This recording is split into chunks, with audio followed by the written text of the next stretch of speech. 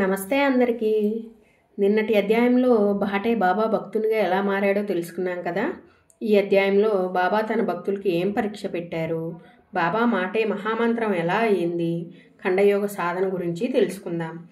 బాబా మన ఎదురుగా ఉన్నారని భావన చేసి వింటున్న దాన్ని దృశ్య రూపంలో చిత్రీకరించుకుంటూ మన మనస్సులో నిలిచి ఉండేలా ఈ అధ్యాయాన్ని పారాయణ చేద్దాం.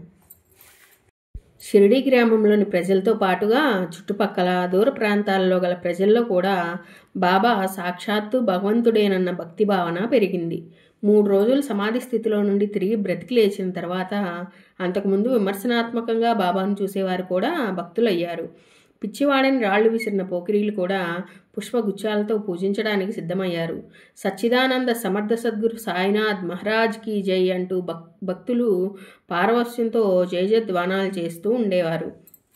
మహల్సాపతి బాబాకు ముఖ్య పూజారిలా ఉంటూ ఉండేవాడు. శ్యామ కూడా బాబాకు రకరకాలైన సపర్యలు చేస్తూ ఉండేవాడు. కుష్ఠరోగం నయమైన బాగోజీ షిండే జీవితాంతం బాబాకు సేవలు చేస్తూ మసీదులోనే ఉండేవాడు. అందరికంటే బాబాతో సర్వకాల సర్వావస్థలయందు సహచర్యాన్ని గడిపింది బాగోజీ. మొదట కుష్ఠరోగంతో బాధపడినా ఆ తర్వాత సంసార బంధాల్లో చిక్కుకోకుండా సాయి సేవకే జీవితాన్ని అంకితం చేసిన ఈ మహనీయుడు ఏ జన్మలో ఏ పుణ్యం చేసుకున్నాడో మనకేం తెలుసు. మసీదుకు ఉత్తరపు దిశలో చాలా దూరంలో ఒక పెద్ద మర్రి చెట్టు ఉండేది. దాని సమీపంలో గల బావి దగ్గరకు 2-3 రోజులకు ఒకసారి బాబా వెళ్ళి ముఖ ప్రక్షాళనము, స్నానము చేసేవారు. ఒకనాడు బాబా తన ఊపిరితిత్తులను బయటకు కక్కి వాటిని నీటితో శుభ్రపరిచి సూర్యరశ్మికి ఆరబెట్టిన దృశ్యాన్ని షిరిడీ గ్రామ ప్రజలు కొందరు కళ్ళారా చూశారు.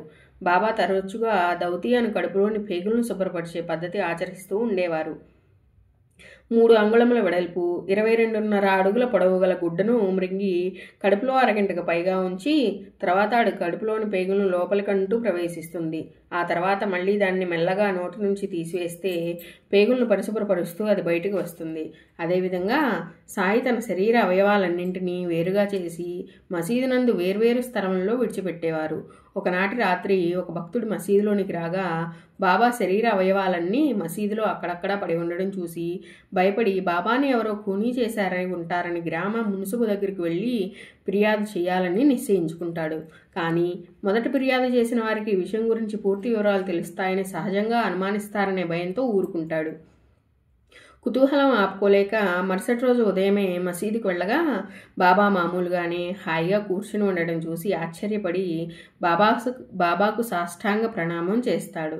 శరీర అవయవాలన్నింటినీ ఖండించి వేరే చేసే ఈ యోగ క్రియను ఖండయోగం అని పిలుస్తారు. ఇదే విధంగా ఒకసారి కుడి మోకాలు కింది భాగంలో నరాలలో గల చిన్న దోషాన్ని బాబా స్వయంగా పైబాబాకు మాంసాన్ని కోసి లోపల నరాలను సరిచేసి మళ్ళీ మామూలుగానే పై మాంసాన్ని అతికాడు. ఇలాంటి అనేక యోగాలను ఆలవాలమైన తన శరీర భాగాలు ఎవరికీ కనిపించకుండా ఉండేందుకు సాయి బహుశా పైనుంచి క్రింది వరకు ఉండే పొడవాటి బారులాల్చిని తొడిగేవారేమో. బాబాకు బాల్యం నుంచి యోగాభ్యాసములన్నీ తెలుసు. అయినా వాటిని జనం మధ్యలో బాహాటంగా ఎప్పుడూ ప్రదర్శించలేదు. అప్పుడప్పుడు వారి కళ్ళ నుంచి అభయహస్తం నుంచి తీక్షణమైన అతి శక్తివంతమైన కాంతి కిరణాలు వెలువడేవి. అవి సర్వశక్తివంతంగాను సర్వరోగ నివారణగాను సర్వసమర్థత కలిగి ఉండేవి. 1886 నుండి 1900 వరకు జరిగిన 14 సంవత్సరముల కాలంలో సాయి ఎందరెందరినో పిచ్చుక కాలికి దారం కట్టి లాగినట్లుగా షిరిడీ గ్రామానికి లాగి వారికి భక్తి జ్ఞాన వైరాగ్య మార్గాలను నేర్పుతూ ఉండేవారు. కోపర్గాం తహసీల్దార్ భార్వా అను అతడు తరచుగా బాబా దర్శనానికి వచ్చి అనేక బాధలను కష్టాలకు నివారణ పొందుతూ ఉండేవాడు. ఈ విధంగా ఉన్నతోద్యోగుల నుండి సాధారణ నిరుపేదల వరకు అన్ని మతాల వారికి జాతుల వారికి షిరిడీ ఒక పవిత్ర యాత్రాస్థలంగా మారింది. బాబాను దర్శించాలని అనుకోగానే కొంతమందికి పనులు పూర్తి అవుతూ ఉండేవట. అప్పట్లో భక్తులకు వసతి ఏర్పాట్లు ఏమీ లేవు. ఎవరైనా 1-2 రోజులు బాబా సన్నిధిలో ఉండాలంటే రాత్రి ద్వారకామాయి ముందు కానీ లేక గురుస్థాన్ వేప చెట్టు కింద కానీ ఉండేవారట. అది 1904వ సంవత్సరం. హరి వినాయక్ సాటే అన్నతడు అహ్మద్నగర్లో డిప్యూటీ కలెక్టర్గా ఉండేవాడు. ఆయన ఒకసారి డ్యూటీ మీదుగా కోపర్గాం వచ్చి బాబా పేరు ప్రఖ్యాతులు విని షిరిడీ వెళ్ళి బాబా యందు ఆకర్షితుడయ్యాడు. 1906లో మొట్టమొదటిసారిగా గురుస్థాన్ సమీపంలో కొంత స్థలాన్ని కొని తర్వాత భక్తులు ఉండడానికి వీలుగా ఒక వసతి నిర్మిస్తాడు. దీన్ని సాటేవాడ అని పిలిచేవారు. ఈనాటికి ఈ సమాధి మందిరానికి గురుస్థానికి మధ్యలో బంగాళా పెంకులతో కట్టబడి కాలగమనంలో కొన్ని మార్పులు సంతరించుకొని ఉన్నది ఈ సాటేవాడ. 1904 నుంచే బాబాకు ద్వారకామాయిలో త్రికాల ఆరతులు భక్తులు ప్రారంభించారు. ఈ ఆరతులు సరిచేసి ఏ పాటలు పాడాలి అనే విషయం నానా చందోర్కర్ నిర్ణయించాడు. మధ్యాహ్నం ఆరతి సమయానికి గ్రామస్తులంతా కూడా మసీదుకు చేరుకునేవారు. ఒక్కొక్కసారి మసీదు భక్తులతో కిక్కిరిసిపోయి ఉండేది. భక్తులు వేల సంఖ్యలో వచ్చినా కూడా అందులోని ప్రతి వ్యక్తి బాధను, అవసరాన్ని బాబా గమనించి అనుగ్రహిస్తూనే ఉండేవారు. షిర్డీకి వచ్చిన ఏ నిజభక్తుడు వట్టి చేతులతో తిరిగిపోయిన సందర్భం ఉండేది కాదు. సాయి కరుణాసముద్రుడని, ప్రేమకు మారుపేరని, దయాళుడని భక్తులు భావిస్తూ ఉండేవారు. కొందరు భక్తులు సంశయంతో, నన్ను బాబా చూడలేదు, నా బాధ వినలేదు కదా, మరి నా కష్టం ఎలా తీరుతుంది అనే అనుమానాన్ని మనసులో పొందేవారు. సాయి వెంటనే గ్రహించి అందరూ వినేటట్లుగా, ఓ నా భక్తులారా, మీరు నా మీద ఉంచిన భక్తికి, విశ్వాసానికి ప్రతిఫలం తప్పక లభిస్తుంది. ఈ షిరిడీ గ్రామ ప్రవేశమే సర్వ దుఃఖహరం. ఈ ద్వారకామాయి ప్రాంగణంలో అడుగుపెట్టగానే ఆర్తులైన, నిరుపేదలైన సుఖ సంపదలను పొందగలరు. ఈ తల్లి కరుణామయురాలు అని చెబుతూ ఉండేవారు. పాము విషం నుండి బాబా శ్యామను ఎలా కాపాడారో చూద్దాం. ఒకసారి శ్యామ గ్రామ పొలిమేరల్లో తిరుగుచుండగా విషసర్పము కాలు చిటికిన వేలుపై కరిచెను. వెంటనే శరీరంలోకి విషం వ్యాపించుట మొదలైంది. శ్యామకు ప్రాణభయము కలిగెను. బాబాసాహెబ్ మొదలగు శ్యామ స్నేహితులు అతన్ని విఠోబా గుడికి తీసుకువెళ్లాలనుకున్నారు. అక్కడ పాముకాట్లు నయమవుతూ ఉండేవి. కానీ శ్యామకు బాబాయే సర్వస్వం కనుక సరాసరి ద్వారకామాయి మసీదుకు వెళ్ళి బాబా పాదాలపై పడాలనే ఆశతో మసీదుకు చేరగానే బాబా కోపోద్దీతుడై కళ్ళెర్ర చేసి తీవ్ర స్వరంతో, ఎక్కవద్దు, ఎక్కినచో ఏమోనో చూడుము అంటూ పో పో పొమ్ము, దిగిపొమ్ము అని మళ్ళీ గద్దిస్తారు.